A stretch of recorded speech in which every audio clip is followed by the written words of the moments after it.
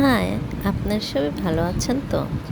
দেখতেই পাচ্ছেন আমি টুকরো করে ছোট ছোট করে আলু কেটে নিয়েছি, পেঁয়াজ কুচিয়ে নিয়েছি আর নিয়েছি একদম বোন পিসগুলোকে মুরগির টুকরো টুকরো করে খুব ছোট ছোট পিস করে নিয়েছি। এখন আমি সবগুলো উপকরণ আস্তে আস্তে করে নিয়ে নিচ্ছি। তার আগে আমি মাংসগুলোকে ভালো করে ধুয়ে নিয়েছিলাম।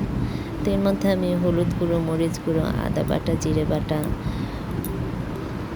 রসুন বাটা, স্বাদ পরিমাণ মতো লবণ দিয়ে খুব ভালো করে ম্যারিনেট করে রেখে দিচ্ছি মাংসগুলোকে। তো মাংসগুলো প্রতিটা মাংসের পিসের সাথে খুব ভালো করে মাখিয়ে নিচ্ছি মশলাগুলোকে। আর তার সাথে দিয়ে দেব অল্প একটু চিনি, দিয়ে তারপরে আবার একটু আমি ভালো করে মাখিয়ে নিচ্ছি। তো আমার যখন মাখা হয়ে গেল, চলে গেলাম আমি কিচেনে। সেখানে একটা মিডিয়াম সাইজের ডেকচি বসিয়ে দিয়ে আমি সেটার মধ্যে তেল দিয়ে, তেলটা যখন গরম হয়ে গেল, তারপর আমি সে টুকরো করে আলুগুলো ভেজে নিচ্ছি একটু লবণ দিয়ে আর একটু হলুদ গুঁড়ো দিয়ে। আর সেই তেলে আমি দিয়ে দিচ্ছি পেঁয়াজ কুচি, সাথে দিয়ে দিয়েছি 3টে দারচিনি, লবঙ্গ আর এলাচ, আর সাথে দিয়ে দিয়েছি 3-4টে তেজপাতা দিয়ে খুব ভালো করে আমি বেরেস্তার মতো করে ভেজে নিচ্ছি। এখানে না দিয়েছি কোনো ঘি, শুধু আমি তেল দিয়েই আজকে রান্নাটা করছি।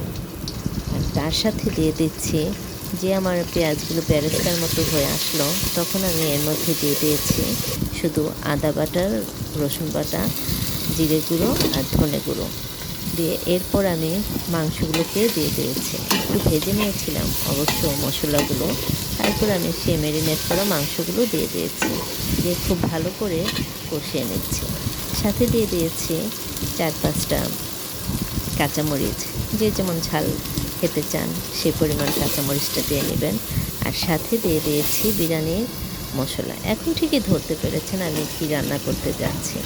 এখন আমার মাংসটা যখন সম্পূর্ণ কষা কষা হয়ে আসলো, তখন আমি দিয়ে দিয়েছি সেই টুকরো করে আলুগুলো। তারপর আরেকটু ভালো করে কষিয়ে আমি জল দিয়ে দিয়েছি।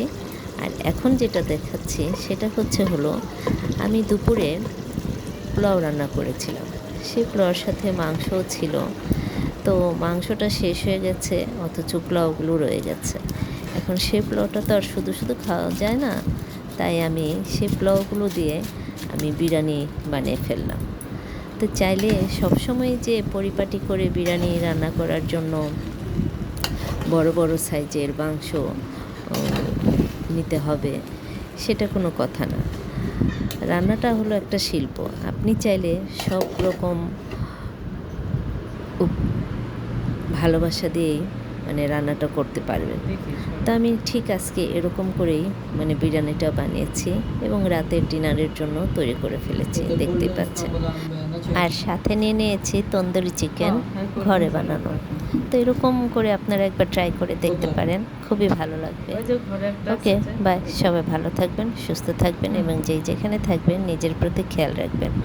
আর আমার এই রান্নাগুলো কেমন লাগে সেটা একটু লাইক, কমেন্টস, শেয়ারের মাধ্যমে জানাবেন।